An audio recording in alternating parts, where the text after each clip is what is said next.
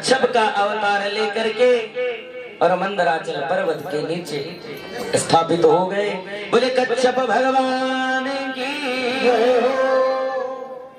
नागवश की महाराज की रस्सी बनाई गई। रस्सी बनाने के पश्चात भगवान बोले देवताओं को आप मुंह की ओर लग जाओ और दैत्य पूंछ की ओर लग जाए। भैया दैत्य भड़क गए, क्या मैंने कम मेहनत की?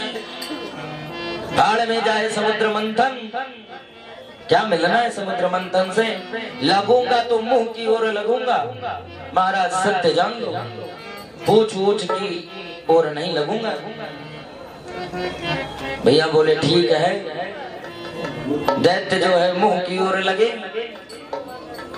और देवता जन पूंछ की ओर लगे। समुद्र मंथन प्रारंभ हो गया। समुद्र मंथन जब होने लगा, सबसे पहला रत्न समुद्र मंथन में विष निकला। हलाहल विष के ही निकलते ही धरती में कोलाहल मच गया। विष को लेकर के भगवान भोले बाबा के पास लोग पहुंचे। देवता जन दैत्य भी थे। महाराज इस विष का क्या किया जाए? भोले बाबा बोले महाराज अमृत आप पियोगे, विष पीने के लिए मैं ही हूँ। पार्वती मैया साथ में बैठी थी। क्यों देवी क्या कहती हो? विष पान कर लो। मैया क्या बोले? भला आप ही लोग बताएं। एक पतिव्रता स्त्री से पति पूछे देवी क्या मैं जहर खा लूं? कोई कहेगा? हाथ जोड़ करके मैया कहती है नाथ, जिसमें लोगों का कल्याण हो, लोगों का हित हो, महाराज वह काम करो। तुरंत भगवान अंजलि बनाए और विषपान करने लगे। जैसे ही विषपान करने लगे, मन में विचार किए मेरे अंदर मन में तो प्रभु का वास होता है। अगर विष अंदर गया तो हमारे नाथ को परेशानी होगी। तुरंत भगवान भोलेनाथ रा कह करके विष का पान किए और माँ कह करके मुंह बंद कर लिए, कंठ पर रोक लिए। वहीं से भगवान का नीलकंठ नाम पड़ा। नीलकंठ पुनः समुद्र मंथन प्रारंभ हुआ। ऐरावत हाथी निकला, इंद्र को प्राप्त कर दिए। पुनः समुद्र मंथन हुआ। कौस्तुभ मणि निकली, भगवान के वक्ष स्थल पर स्थापित की गई। उसके बाद कल्प वृक्ष निकला, स्वर्ग में दे दिया गया। उच्च श्रवा घोड़ा निकला। पुनः जब समुद्र मंथन हुआ, समुद्र मंथन से लक्ष्मी जी का प्रकट हो जाता है। जब लक्ष्मी जी प्रकट हुई, लक्ष्मी जी के प्रकट होते ही धड़ाम की आवाज हुई और इतना चेहरे में तेज दीप्यमान हो रहा था। जब अमृत कलश निकला तो कहते हैं मैं पहले पीऊंगा, अगला कहता है मैं पहले पान करूंगा। देवी ऐसा करूं, आप ही मुझे अमृत का पान करवा दो। बोले भाई एक बात है, अमृत तो मैं पान कराऊंगी, पहले ये बताओ आप इतने उत्तम कुल में जन्म लिए हो, क्या एक ऐसी उल्टा स्त्री पर तुम्हें विश्वास करना सही है? तुरंत दैत्य जान गए कि बहुत ही ऊंचे कुल से यह स्त्री है। बोले जो कहोगी सो स्वीकार हो जाएगा, अमृत पान करा दो। बोले ठीक है भैया, एक लाइन में देवता और एक लाइन में आप बैठ जाओ। घड़े को हिलाने लगी, इधर उधर देखने लगी।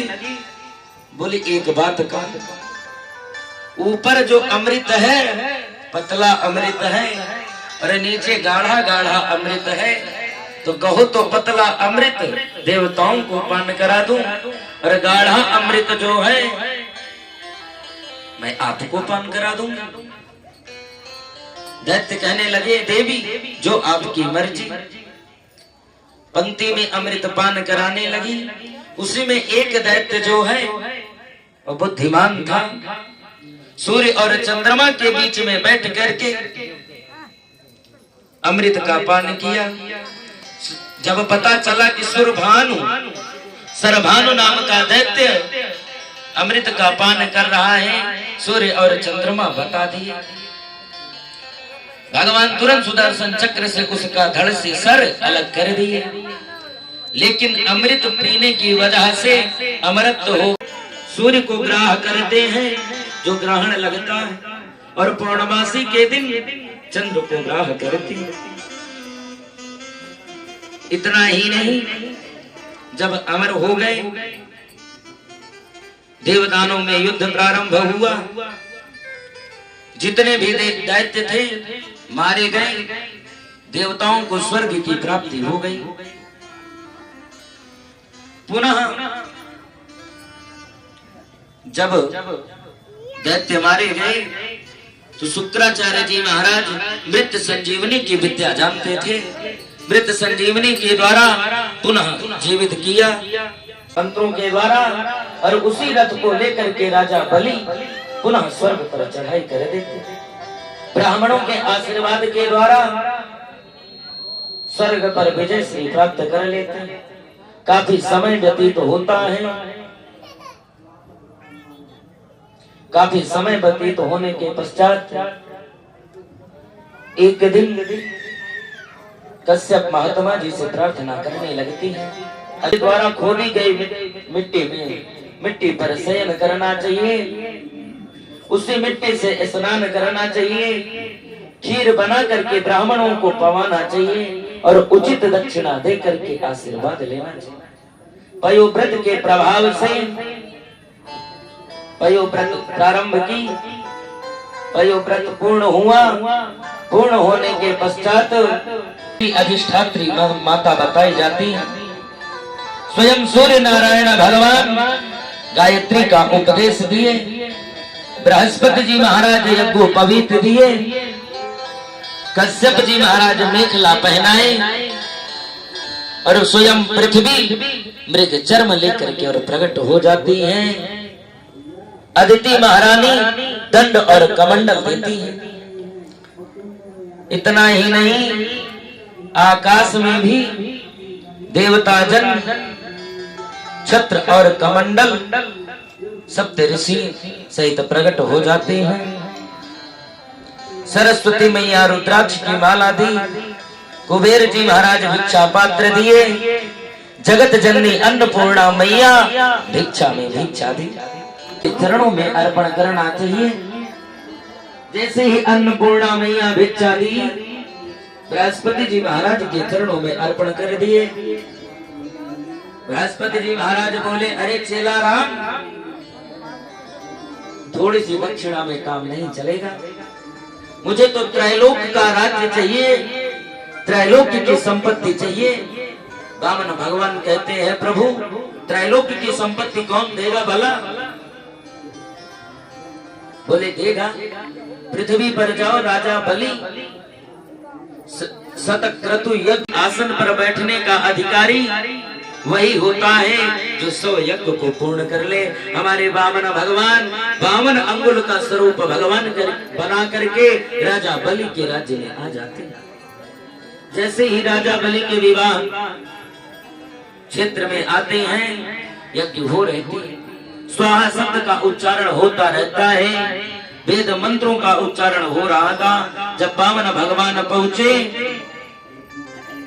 वामन भगवान को देख करके बलि महाराज कहने लगते हैं, आपके दर्शन से महाराज मेरा, आप हमारी तृप्ति के लिए ब्राह्मण देवता कहिए, मैं आपकी क्या सेवा करूं? इतना कहने के पश्चात कहते हैं, महाराज आपको क्या चाहिए? गाय चाहिए, स्वर्ण चाहिए, अन्न चाहिए, धन चाहिए, राज्य चाहिए? महाराज वामन भगवान कुछ नहीं बोलते। बलि कहने लगते हैं, महाराज अगर आपका विवाह ना हुआ हो तो विवाह करा दूं, तब वामन भगवान बोले, राजन आपने जो भी कहा आपके कुल के अनुसार, क्योंकि बड़े हुए उसी कुल में आपका जन्म हुआ, जिससे गाय और ब्राह्मण संतों की सेवा करते आ रहे हैं। ब्राह्मण और गौओं की सेवा आपके ही वंश में, और कहा जाता है जिससे कुछ पाना हो उसकी बड़ाई करना चाहिए। कहते हैं आपके ही वंश में परम प्रतापी हिरण्याक्ष और हिरण्यकश्यपु हुए।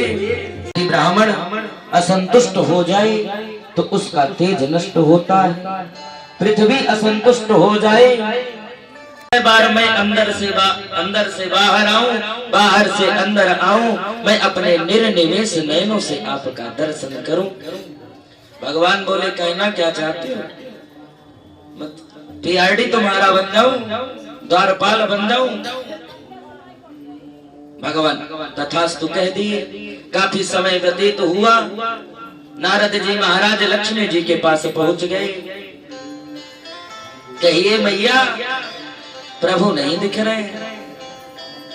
सारी बात बता दिए। अरे वो भली के यहाँ गए हैं तो आएंगे कि वही रह जाएंगे? बोले पता नहीं। अरे बोले उनकी नौकरी लग गई बली महाराज के यहाँ। बोले द्वारपाल बने खड़े हैं, आप देख लो। मैया देखी, श्रावण का महीना था, रक्षाबंधन का त्योहार आया। लक्ष्मी मैया नव युवती का स्वरूप धारण करके गंगा मैया के किनारे विलाप करने लगी। बलि राजा देखे, बोले देवी क्यों रोती हो? तुरंत बलि राजा के कहने पर सारी अपनी कथा व्यथा बता दी। आज रक्षाबंधन का त्योहार है, और अगर हमारे भी कोई भैया होता तो आज मैं भी राखी बांधती।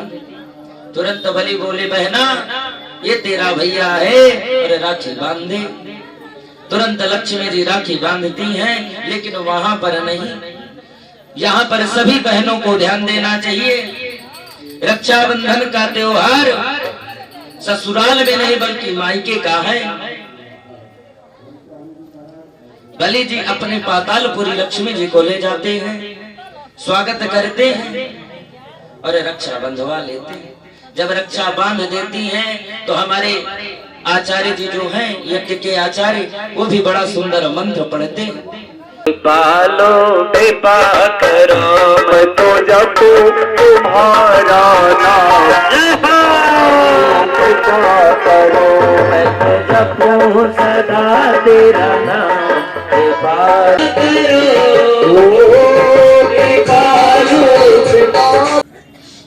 सुखदेव जी महाराज कहने लगे, राजन महाबली पाताल में राज्य करने लगे। मैया लक्ष्मी जी भगवान को लेकर के क्षीर सागर में चले गई। इसके बाद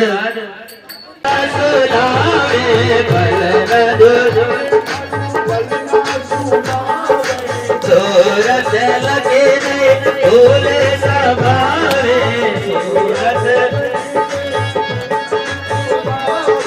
बलना में ललना सुरा में बलना में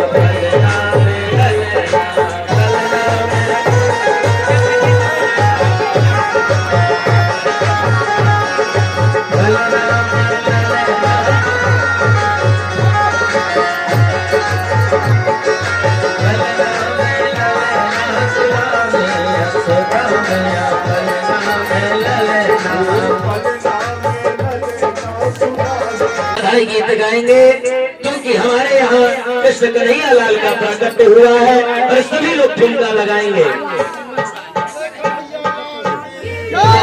जय कन्हैया लाल के, हाथी घोड़ा पाल की, जय कन्हैया लाल के, हाथी घोड़ा पाल की, जय कन्हैया लाल के, हाथी घोड़ा पाल की, जय कन्हैया लाल के, हाथी घोड़ा पाल की।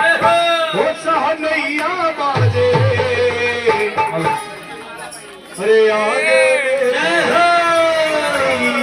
बाजे